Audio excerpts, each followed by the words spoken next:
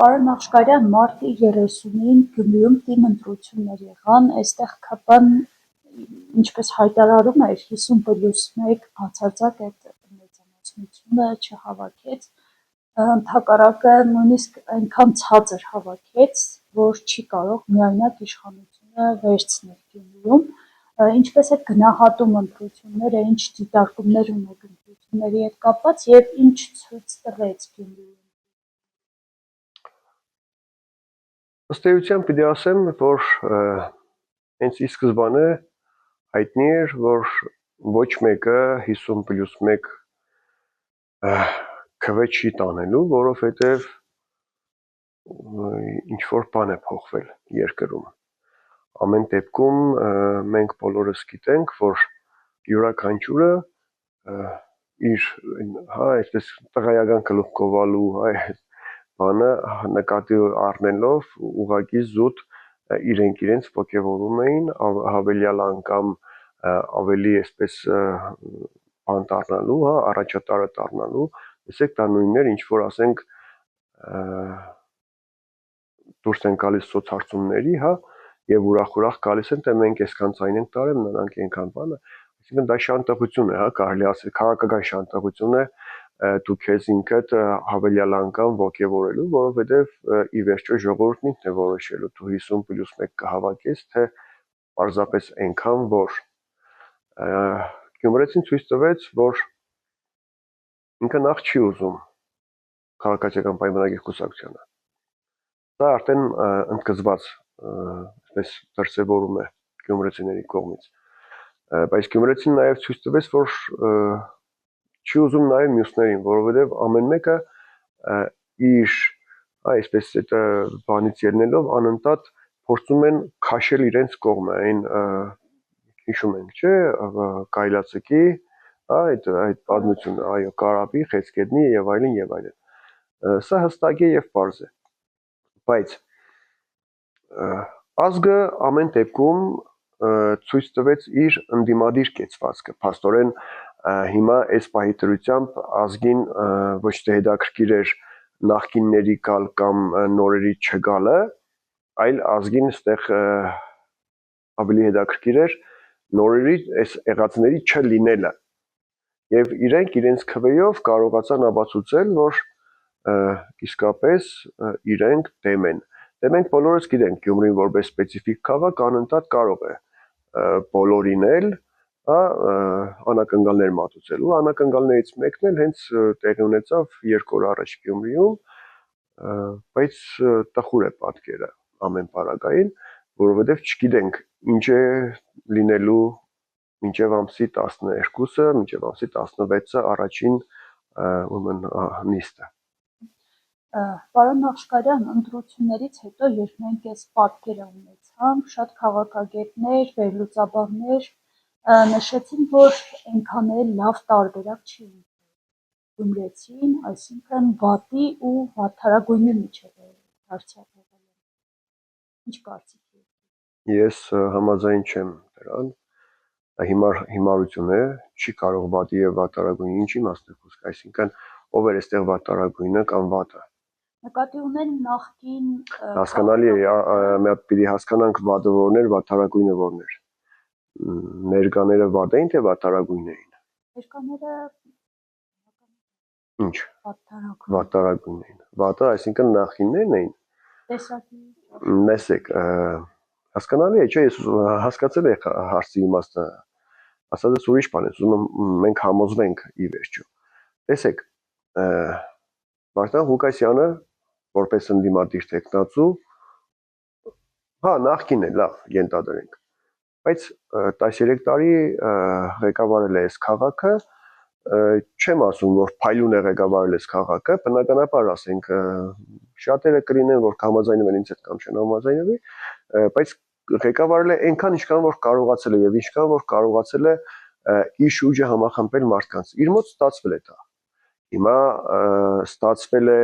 թե ասենք ինքը որպես խարիզմատիկ տեխնազու լինելով կամ առաջնորդ լինելով կարողացել է իր շուրջը համախմբել մարդկանց, ովքեր որ պարզապես չեն ուզեցել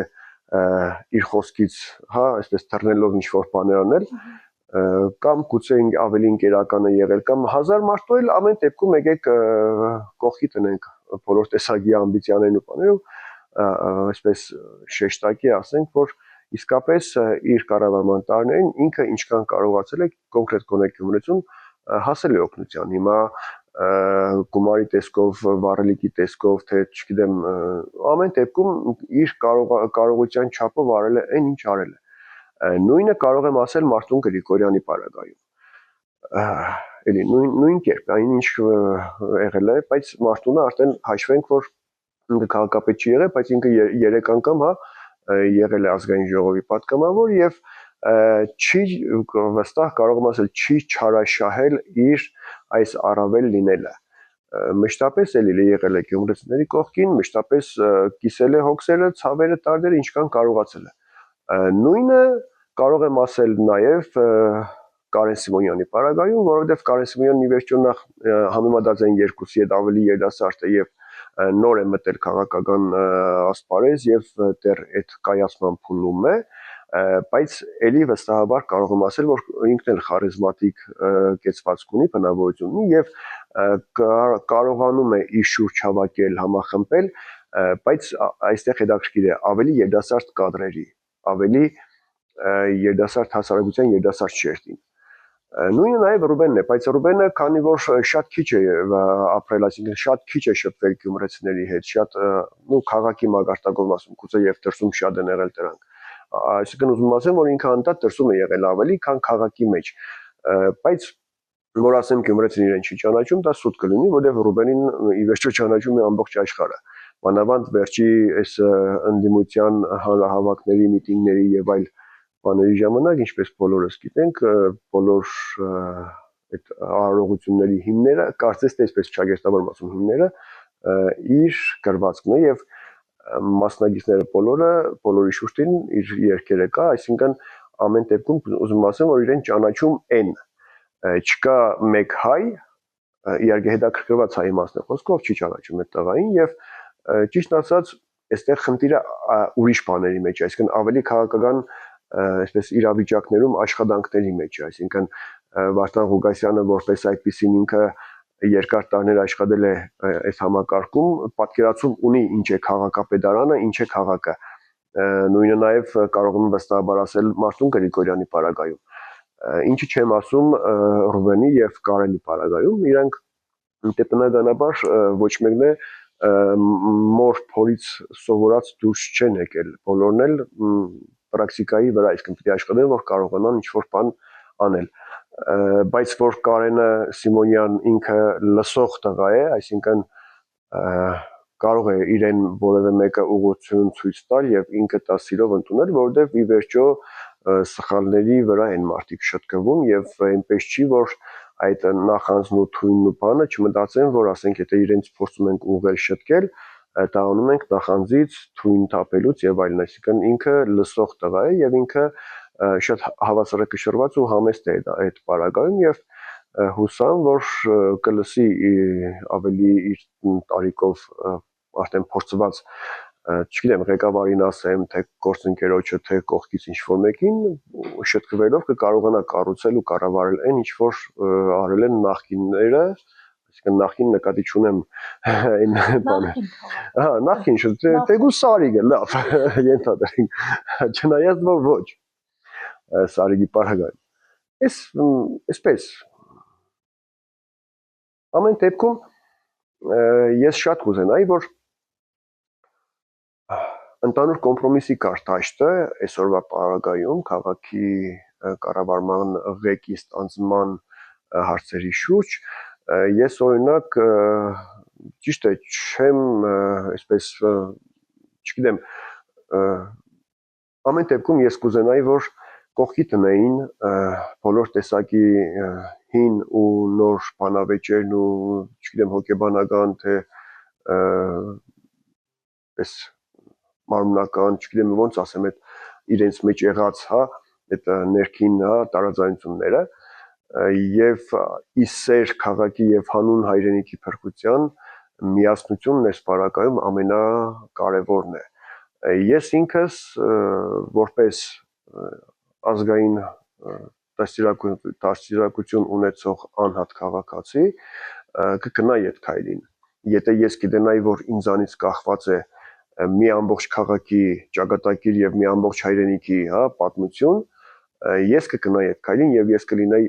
այն մարտամեկի ասած այն միակը, այն մեկը, ումից կախված է շատ բան։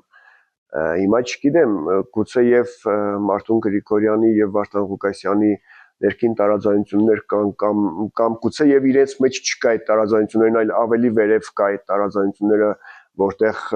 այսպես հլա ինչ որ գլոբալ խնդիրներ կան, որ պիտի լուծվեն եւ դրանից հետո նոր քաղաքը տեսքի պիտի գա, բայց մինչև ամսի 12-ը նորից ասեմ դեռ ժամանակ ունենք եւ մինչև ամսի 16 առաջին նիստը